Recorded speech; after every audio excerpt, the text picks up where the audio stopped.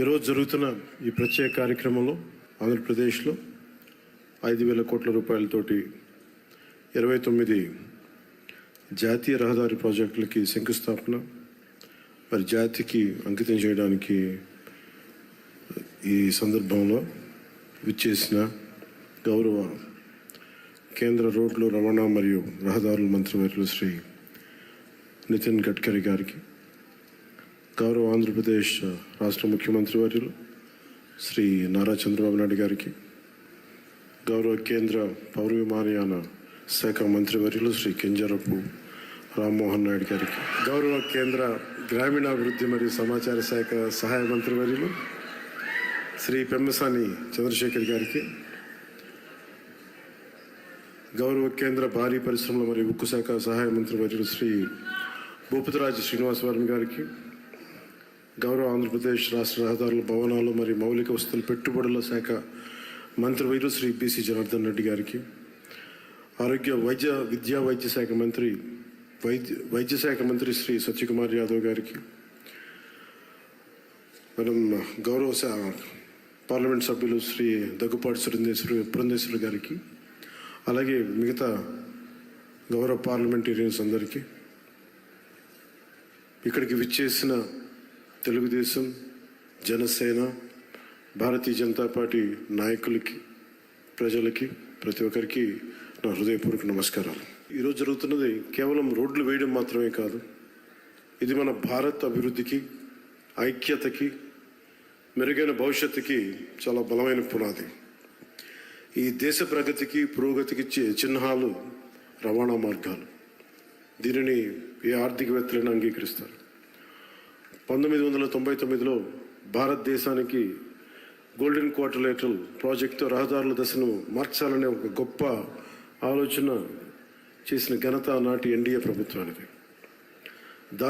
దార్శనికులు, భారతరత్న శ్రీ అటల్ బిహారీ వాజ్పేయి గారికి మానసపుత్రికగా మొదలైన golden quadrilateral project దేశ రహదారుల దిశనే మార్చిన గొప్ప ముందడు.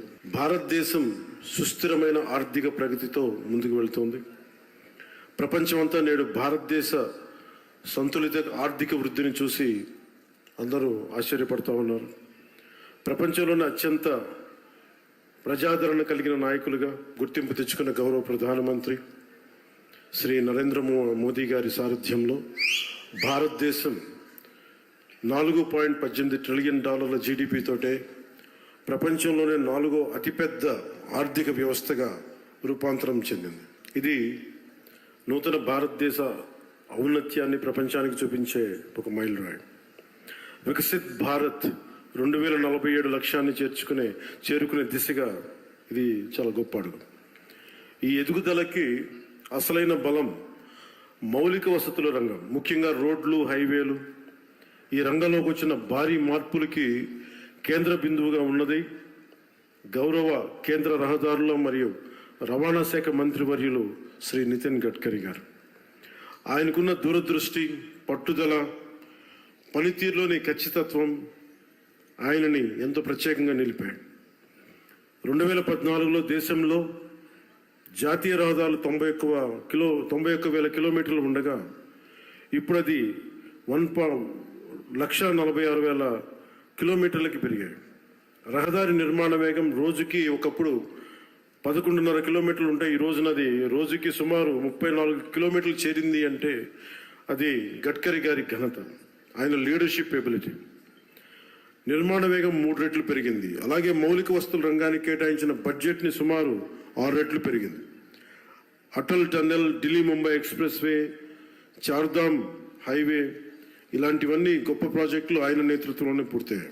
Shri Gadkari ji is therefore seen as a symbol of India's infrastructure renaissance and is rightly known as the highwayman of India.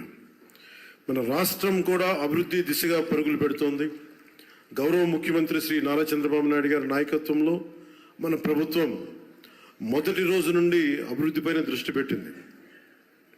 గత ప్రభుత్వానికి కేంద్రం నుండి సహాయం వచ్చిన రహదారి అభివృద్ధిపై సరైన శ్రద్ధ చూపలేకపోయారు.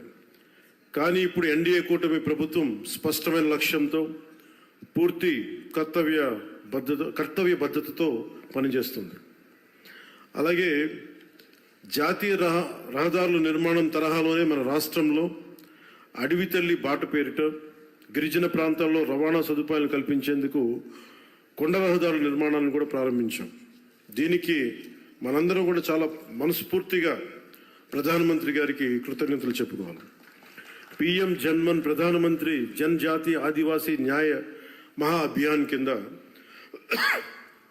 అది ఓట్లు పడే దారులు కాదు, 1,00,000 మందికో 25,000 మందికో ఉపయోగపడే రోడ్లు కాదు. కానీ అభివృద్ధి పదంలో అందరూ బాగుండాలి, అందరూ దీంట్లో భాగస్వామ్యం తీసుకోవాలి అనే ఒక సదుద్దేశంతో ఈ పిఎం జన్మన్ కింద ప్రధానమంత్రి గారు దగ్గర నుంచి పిఎం జన్మన్ పథకం కింద కేంద్ర ప్రభుత్వం నుంచి 550 కోట్ల రూపాయలు మనకు వస్తే 50 కోట్ల రూపాయలు మన ఆంధ్రప్రదేశ్ నుంచి, నరేగా నుంచి దాదాపు 500 కోట్ల రూపాయలతోటి ఈ రోజున అడవి తల్లి బాటని స్వాతంత్రం వచ్చినప్పటి నుంచి కూడా రహదారులు వేయని గ్రామాలకి ఈ రోజున డోలీ మోతలతోటి ఇబ్బందులు పడుతున్న ఆ పరిస్థితిని తొలగిస్తూ రవాణా లేని ఏజెన్సీ గ్రామాలని రోడ్లతో కలుపుతున్నాం. దీనికి ప్రత్యేకంగా గౌరవ ముఖ్యమంత్రి శ్రీ నారా చంద్రబాబు నాయుడు గారికి కృతజ్ఞతలు తెలుపుకోవాలి. వారికి ఒకటే తెలియజేశాను, ఈ డోలీ మోతలు చాలా ఇబ్బందులు ఉన్నాయి సార్. కనీసం మనకున్న ఈ ఆర్థిక ఇబ్బందుల్లో కనీసం మీరు ఒక 50 కోట్లు కానీ రిలీజ్ చేయగలిగితే కనీసం కొన్ని గ్రామాలకైనా మనం చేయొచ్చు అంటే చాలా పెద్ద మనసుతోటి ఆ రోజున ఆయన ఆ 50 కోట్లు విడుదల ఈ రోజున దాదాపు మనం 1000 కోట్లుకి రోడ్లు వేయగలిగే స్థాయిలో ఉన్నాం. అందుకే మనస్ఫూర్తిగా మన ముఖ్యమంత్రి గారికి నా ధన్యవాదాలు తెలుపుతా ఉన్నాను. అలాగే ఇప్పుడు మనం ఈ రహదారులు కేవలం ప్రయాణ సౌలభ్యం కోసం మాత్రమే కాకుండా ఎకో టూరిజం అభివృద్ధికి, యువతకి ఉపాధి అవకాశాలకి మార్గం వేస్తున్నాయి. ప్రకృతి సౌందర్యాన్ని కాపాడుతూ నిర్మించిన ఈ మార్గాలు మన రాష్ట్ర అభివృద్ధికి గర్వకారణంగా నిలుస్తున్నాయి. ప్రాజెక్టులు పర్యావరణ సమతుల్యతకు భంగం కలగకుండా ముందుకు సాగేందుకు అటవీ అనుమతులతోనే అత్యంత జాగ్రత్తతో ప్రణాళికలు రూపొందిస్తూ కొనసాగిస్తున్నాం. మోదీ గారి దృష్టి, గడ్కరీ గారి కృషి, గౌరవ ముఖ్యమంత్రి చంద్రబాబు గారి సంకల్పంతో ఈ ముగ్గురి నేతృత్వంలో మన రాష్ట్రం, మన దేశం అన్ని రంగాల్లో పరిగెడుతుంది. అభివృద్ధిపై ప్రతి ఒక్కరు కూడా ఈ భాగస్వామ్యంలో మీరు చేరాలి, అన్ని ప్రాంతాలు అభివృద్ధి చెందాలనేదే మన లక్ష్యం. ఈ మంచి రోడ్ల వల్ల సరికొత్త పరిశ్రమలు, ఉత్పత్తి యూనిట్లు, IT industry, electronic, logistic hubs, food processing parks రాష్ట్రంలోకి వస్తాయి. ఇది రాష్ట్ర ఆర్థిక వ్యవస్థని బలంగా చేయడంతో పాటు దేశ ప్రగతికి మరియు దేశ జీడిపి వృద్ధికి మన వంతు కృషిని అందించడమే లక్ష్యం. ఇవి భారతీయుల ఐక్యతని, సమగ్రతని ప్రతిబింబిస్తాయి. మన ఆత్మబలంతో నిర్మితమైన ప్రగతికి మార్గదర్శక దీపాలు, రేపటి తరాలకి మనం అందించే ఒక బలమైన వారసత్వపు ఆస్తి. ఈ సందర్భంలో నేను మీ అందరినీ ఒకటే కోరుకుంటా ఉన్నాను. గత ప్రభుత్వాన్ని చూశారు, కూల్చివేతలతో మొదలైన ప్రభుత్వం, రోడ్లు వేయని ప్రభుత్వం, కనీసం రహదారుల్లో గుంతలు పూడ్చని ప్రభుత్వం. కానీ ఈ రోజున మన ఇన్ని ప్రతి ఊర్లో కూడా ఊరికి మధ్య గుంతలు పూడ్చడంతో పాటు రహదారులు నిర్మిస్తూ ఉన్నాం. హైవేలు ఈ రోజున గడ్కరీ గారి ఆశీస్సులతో మనం ప్రారంభిస్తూ ఉన్నాం. వీటన్నిటికి కూడా మనకు కావాల్సింది కనీసం ఒక 15 సంవత్సరాలు ఈ కూటమి చాలా బలంగా ఉండాలి. వాళ్ళు ఎన్నో రకాలుగా ఈ కూటమి ఐక్యతని దెబ్బతీయడానికి ప్రయత్నం చేస్తూ ఉంటారు. వీటన్నిటిని మనం కొంచెం జాగ్రత్తగా ఉండాలి, ఎరుగుతూ ఉండాలి. నేను ప్రత్యేకించి ఈ కూటమికి నేను ముందుండి కృషి చేయడానికి కారణం ఒకటి 5 కోట్ల మంది మన ఆంధ్రప్రదేశ్ ప్రజలు దేశ అభివృద్ధిలో చాలా బలమైన భాగస్వామ్యం వహించాలి. ఆంధ్రప్రదేశ్ ఖ్యాతి మొత్తం తెలియాలి. మన వెనకబడ్డతనానికి తిరిగి దాటుకుని అభివృద్ధి పదంలో పరిగెట్టాలని ఒక్క సదుద్దేశంతో నేను చేసిన ఈ ప్రయత్నం ఈరోజు సఫలమై ఈ రోజున ఇంత పెట్టుబడులు వస్తున్నాయి. ఎందుకంటే ఒక బలమైన నాయకులు కావాలి, చంద్రబాబు గారు నాయకులు కావాలి. దేశం మొత్తం ఒకటే తాటిపై నడిపించే బలమైన నాయకులు శ్రీ మోదీ గారు. వీరందరి ఆశీస్సులు ఉన్నాయి, వీరందరి కృషి ఉంది.